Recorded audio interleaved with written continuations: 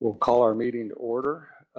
It's 9:09 a.m. on November the 19th, I believe. Is that right? That's correct. November the 19th. This is the Zoning Ordinance Advisory Committee.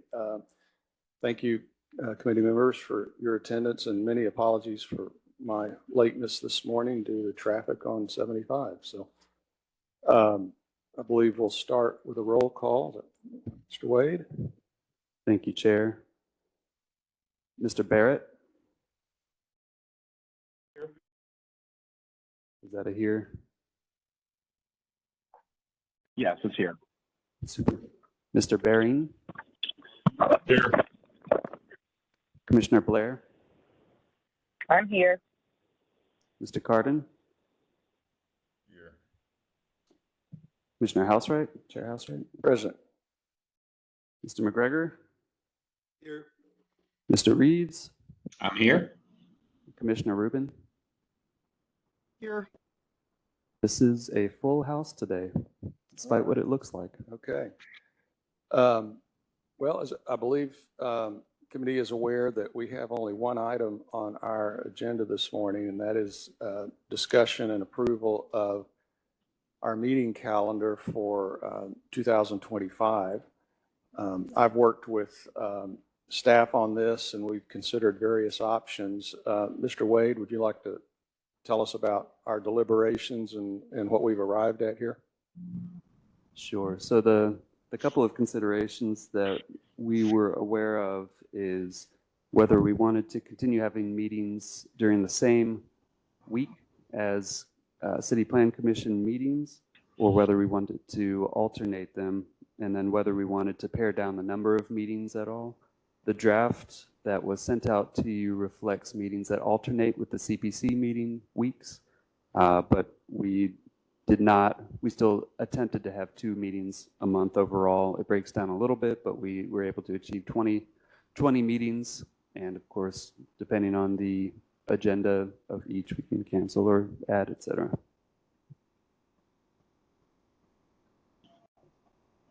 I think one more note on these, just the CPC meetings are generally scheduled around holidays very carefully. And so to alternate with them every once in a while, for instance, May or the last 3 months of the year, March as well, we were only able to achieve one meeting during the month. And so I'm not sure that will cause any problems, but we can stay flexible. Thank you. Mr. Chair, may I speak? Yes, please. Questions? Sorry to do this, but so the dates that you selected are for the 2nd and 4th Tuesday of the month. Those are the exact same dates that DART board meets. So it means that I would have to either leave early or not attend several of the meetings during the day. Is there any chance that we can do a different formula, say the Wednesday or the Thursday, anything but the 2nd and 4th Tuesday of the month?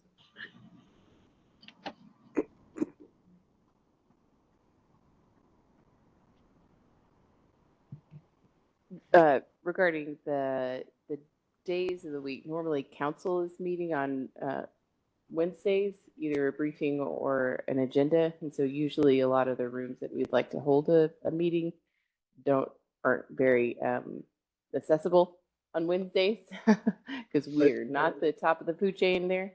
And Thursdays, the first and third Thursdays are typically CPC meetings. So Wednesdays and Thursdays are often pretty booked. Okay. So. Looks like Mr. Rubin has an observation or comment. Yeah, I will say I appreciate your hard work on this, Chair Housewright and all the staff members who worked on this.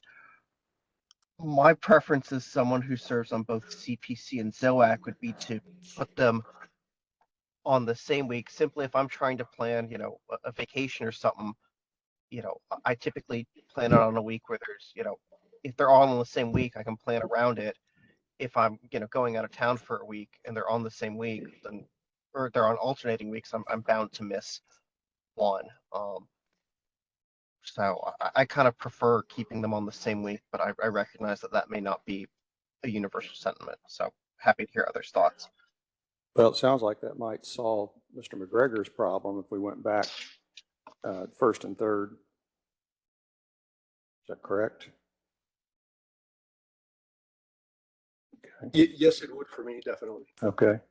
Reason, we used to have these meetings on the same day, and we started having ZOAC meetings that were very long. And the change, I think, was prompted for that reason back then. Recently, we haven't had long cases, really. Yeah. Mr. Wade, if we just went back to the way we've always done things, does that work for you all? Yes, absolutely. Yeah. Okay. We would I mean- want to verbalize those dates at this meeting, but we would need to rewrite the draft probably. Okay. Well, I'm happy with that. We considered looking at a schedule with only one meeting per month, but I just think there's value in us being able to be a little more nimble than that and keep cases moving. Staff, I just encourage staff to continue to do what they're doing, which is give us as much notice as possible if we're canceling a meeting. But so it sounds like there's a consensus that we're going to really take the schedule that was distributed, but move the dates back to correspond to CPC weeks. And so, Michael, do you want to read these new dates into the record, or is that something for Mr. Moore to do? I never thought you asked unless Mr. Moore really wants to. Okay. I'll go ahead. I'm good Okay. at reading dates. Okay. All right. So those dates would be January 21st, February 4th, February 18th, March 4th, March 18th, April 8th, April 22nd, May 6th, May 20th, June 10th, June 24th, July 8th, July 22nd, August 5th, August 19th, September 2nd, October 7th, October 21st, November 4th, November 18th, December 2nd. All right. Thank you. So Can Mr. we Wade have- read the September dates real quick again? I just want to make sure they don't overlap with the Jewish holidays. Well, I don't believe they do because we're only on the 2nd of September. It would be the current proposal, and the holidays are noted at the 22nd to 24th. Okay, I didn't think I heard one during that time, so. Yeah. So Okay. we're only meeting once in September, and the latter half of the month there's no meetings for either CPC or ZOAC. So Great. Okay. So Mr. Wade read those dates. Do we have any other comments or questions about those dates? If not, we could take a motion, a second, and a vote. One super quick comment, and I promise I'll stop.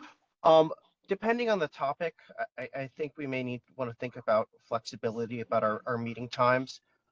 Not for any particular meeting, but as we've seen through the Forward Dallas process and some of the more controversial code amendments, the 9 a.m. meetings are sometimes difficult for certain segments of the population to meet. So I'd just like to be mindful of that as when we schedule particular code amendments. So are you suggesting starting later?